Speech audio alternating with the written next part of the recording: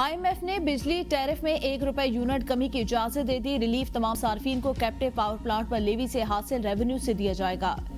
IMF के मुताबिक captive power plant की जानिब से गैस के इस्तेमाल पर लेवी आयद की गई। हुकूमत की जानिब से बिजली सार्फिन के लिए रिलीफ पैकेज पर भी काम जारी।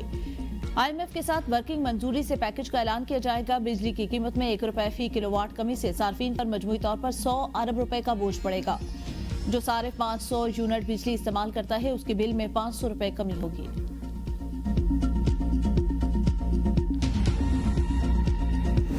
IMF के प्रोग्राम से कौमें अपनी इकोनॉमी को स्टेबल कर लेती है। स्टेबिलिटी अल्हम्दुलिल्लाह आ चुकी है। $1 बिलियन कर्ज है, ये कोई हमने कमाया नहीं है। अल्हम्दुलिल्लाह मुआशी इस्तेहकाम आ चुका। दुआ है IMF का मौजूदा प्रोग्राम आखिरी हो। वजीर आजम शहबाज शरीफ का डिजिटल यूथ हब के अजरा की तकरीब से खिताब। कहा कौमें IMF प्रोग्राम से तरक्की नहीं करती। IMF प्रोग्राम से मुआशी इस्तेहकाम आता है लेकिन तरक्की नहीं होती।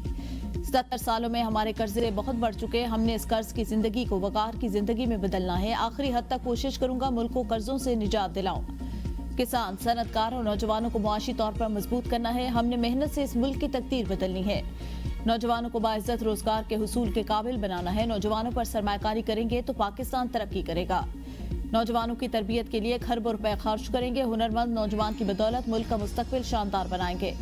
3 हफ्तों में कौमी खजाने में 34 अरब रुपए आए। ये वो रकम थी जो बैंकों की जानिब से अदालत से स्टे ऑर्डर लेने के नतीजे में फंसी हुई थी।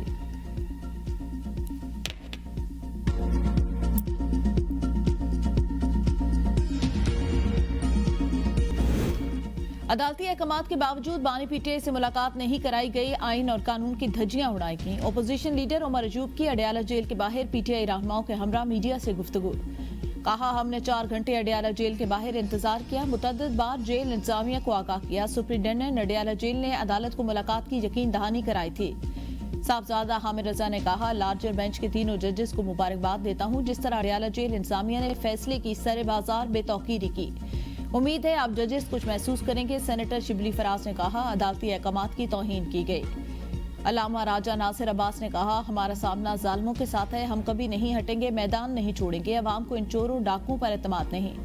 पीटीआई खैबर पख्तूनख्वा के सदर जुनेद अकबर ने कहा हमारे हौसले पस्त नहीं होंगे। अवाम बानी पीटीआई के साथ है। बानी पीटीआई के तर्जमान नियाजुल्लाह नियाजी ने कहा हम मुलाकात न कराए जाने के खिलाफ तौहीन अदालत की पिटीशन दायर करेंगे।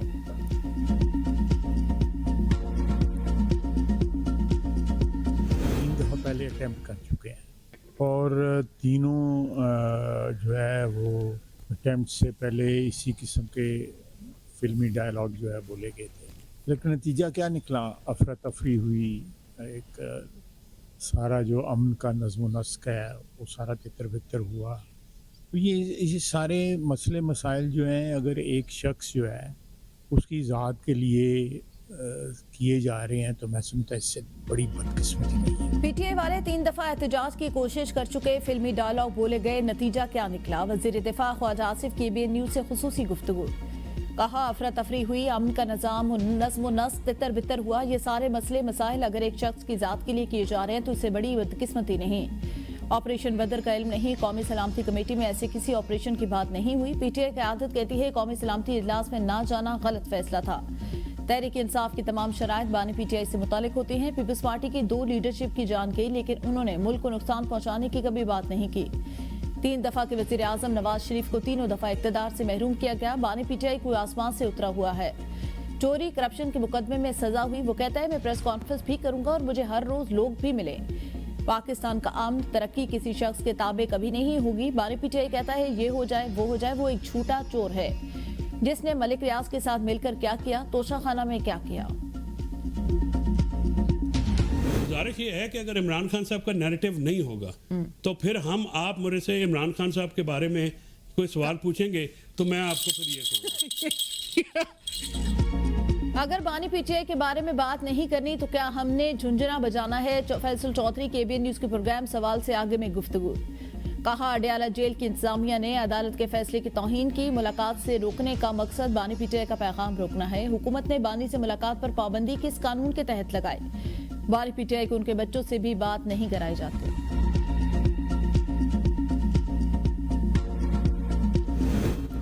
ऑपोजिशन के एपीसी की कोई अहमियत है न जरूरत। अमरीकी साजिश का ढंडोरा पीटने वाले आज अमरीका से मदद मांग रहे हैं। 34 साल कहते हैं बलूचिस्तान के हालात पिछले कई सालों से खराब। फंडेड ग्रुप दहशतगर्दाना कार्रवाइयां कर रहे हैं। दहशतगर्दी को अंदरूनी नहीं बैरूनी कुव्वतें भी सपोर्ट कर रही हैं। दहशतगर्दी के खात्मे तक तमाम जमातों को साथ बैठना होगा। जो सियासी जमात हुकूमत में नहीं उसको सिर्फ तनकीद नहीं करनी चाहिए। मौलाना फजलुर रहमान की पीटीआई के साथ कुर्बतें सिर्फ चहमगोइयां हैं।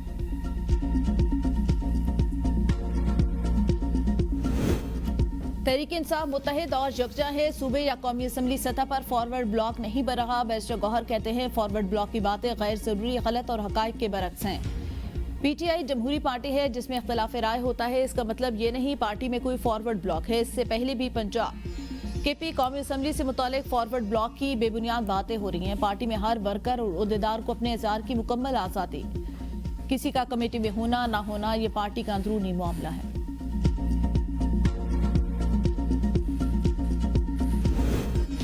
हुकूमत ने IMF से वादा किया है पेट्रोल सस्ता नहीं करेंगे। साबिक वजीर खजाना मिफ्ता इस्माइल कहते हैं दुनिया भर में पेट्रोलियम मसनूआत की कीमतें कम हुई। पाकिस्तान में पेट्रोल और डीजल पर 10-10 रुपए की लेवी लगे।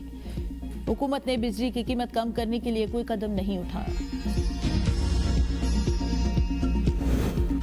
वानी पीटीआई की मुशावरत के बगैर हम किसी मीटिंग में नहीं बैठ सकते। शेख वकास अकरम की ABN न्यूज के प्रोग्राम बदलों में गुफ्तगू। कहा JJI और पीटीआई में सबकी निस्बत मामलात में बेहतरी आए। जब इत्तेहाद बनेगा तो आगे का लायामल तय किया जाएगा। इजलास के हवाले से बिलावल भुट्टो नंबर बनाने की कोशिश कर रहे हैं। पीटीआई सोशल मीडिया अकाउंट्स बैरून मुल्क से ऑपरेट हो रहे हैं।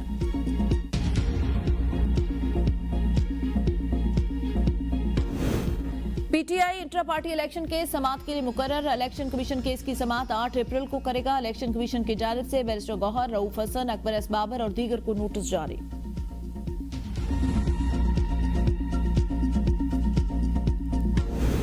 जुडिशियल कमीशन इजलास की तारीख तब्दील। 8 अप्रैल को होने वाला इजलास अब 11 अप्रैल 2 बजे सुप्रीम कोर्ट इस्लामाबाद में होगा। इजलास एक रुकन के दस्तयाब न होने पर रीशेड्यूल किया गया।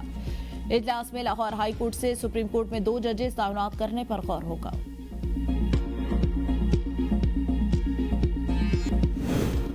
पाकिस्तान ने अक़वाम मुत्तहिदा के बाद माहिरीन के तबसरे को गैर मुतवाज़न करार दे दिया। शरपसंदों के जराइम और इंसानी हुकूक की खिलाफवर्जियां नजरअंदाज नहीं की जा सकती।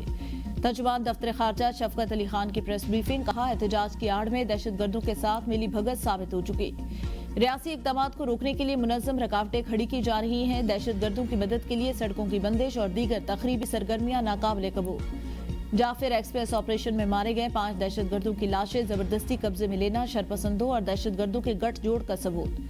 कानून की अमलदारी हर सूरत यकीनी बनाई जाएगी। बैनुल-अक़वामी कवानीन किसी भी फर्द या ग्रोह को इंसानी हुकूक को हथियार के तौर पर इस्तेमाल करने की इजाजत नहीं देते। दहशतगर्दों और उनके सहूलतकारों के लिए किसी किस्म की रियायत या मुआफी की गुंजाइश नहीं। अमरीकी कांग्रेस में पाकिस्तान मुखालिफ बिल दो तरफा ताल्लुकात का कास नहीं।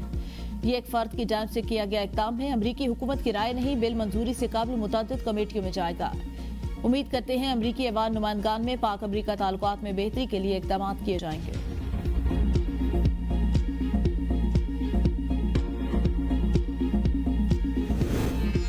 जाफिर एक्सप्रेस एक बार फिर चल पड़ी। 16 रोज बाद पेशावर से कोयटा के लिए रवाना। ट्रेन पेशावर से पंजाब, सिंध और फिर बलूचिस्तान से होती हुई 34 घंटे सफर के बाद आज शाम 5 बजे कोयटा पहुंचेगी। जाफिर एक्सप्रेस को कौमी परचम, रंग बिरंगी झंडियों और गुब्बारों से सजाएगा। ये वाहिद रेलगाड़ी है जो 4 सूबों से गुजरती है। मीडिया से गुफ्तगू में अमीर मकाम ने कहा जाफिर एक्सप्रेस का दोबारा चलना मुल्क की तरक्की का निशान। वज़ीर आज़म शहबाज शरीफ और आर्मी चीफ मुल्क की सलामती के लिए पुरअज़्म। दहशतगर्दों के अज़ाइम कामयाब नहीं होंगे। सीबी ट्रेन को रवाना कर दिया गया। वज़ीर रेलवे हनीफ अब्बासी कहते हैं शोहदा की कुर्बानियां हमारे लिए काबिल फ़ख्र, दुश्मन की तमाम साजिशों को नाकाम बनाएंगे। ट्रेनों की बर वक्त रवानगी और साफ सुथराई पर कोई समझौता नहीं होगा।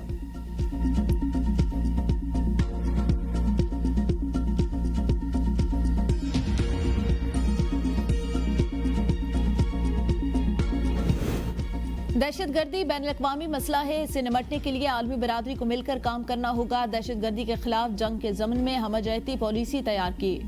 वज़ीर दाखिला मोहसिन नकवी की मुलाकात के लिए आई अमरीकी कायम मकाम सफीर से मुलाकात में गुफ्तगू। कहा दहशतगर्दी के खिलाफ जंग में पाकिस्तानी कोशिशों की तारीफ पर सदर ट्रंप की मशकूर है। पाकिस्तान अमरीका में गैर कानूनी मुकीम पाकिस्तानियों की मुल्क वापसी में हर मुमकिन ताउन करेगा।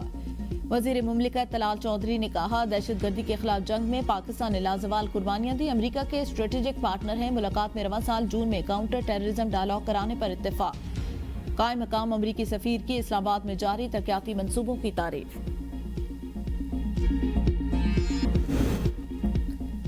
वजीर खजाना मोहम्मद औरंगजेब से रूस के नायब वजीर आजम की मुलाकात। दोनों रहनुमाओं का तिजारती ताल्लुकात सरमायाकारी मजबूत बनाने के अज़्म का यादा। तवानाई, तिजारत और सनती ताउन के शोबों में ताल्लुकात को वुसअत देने पर जोर। दोनों रहनुमाओं की मुलाकात BFA कॉन्फ्रेंस के मौके पर हुई। पनबिजली के शोबे में ताउन के मौके पर भी बातचीत। पाकिस्तान ने रूस की तकनीकी महारत और सरमायाकारी का खैर मकदम किया। वजीर खजाना ने पाक रूस फ्रेट पायलट ट्रेन मंसूबे को अहम करार दिया। रूस के ताउन से पाकिस्तान में स्टील मिल के कयाम के हवाले से भी गुफ्तगू।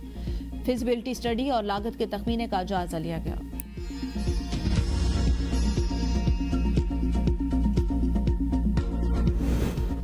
ज़र मुबादला के सरकारी ज़खायर में एक हफ्ते के दौरान $54 करोड़ की कमी। ज़खायर 10 अरब 60 करोड़ 68 लाख डॉलर की सतह पर आ गए। स्टेट बैंक के मुताबिक कमर्शियल बैंकों के पास 4 अरब 94 करोड़ 42 लाख डॉलर के ज़खायर मौजूद। पंजाब में खुसूसी अफराद, बुजुर्ग शहरियों और तलबा को मुफ्त सफर की सहूलत दी गई। भक्कर और पावल नगर में एयरपोर्ट बनाने का असूली फैसला। जिनसी जराइम की रोकथाम के लिए स्पेशल इन्वेस्टिगेशन यूनिट के कयाम की मंजूरी। वज़ीर आला पंजाब मरियम नवाज के ज़ेर सदारत सूबाई काबीना का इजलास। पंजाब की एयरलाइन सर्विस के आगाज की तजवीज़ का जायजा। जिला भक्कर में एयर एम्बुलेंस सर्विस के लिए एयर स्ट्रिप की तामीर के फंड्स की मंजूरी दे दी गई। वज़ीर आला मरियम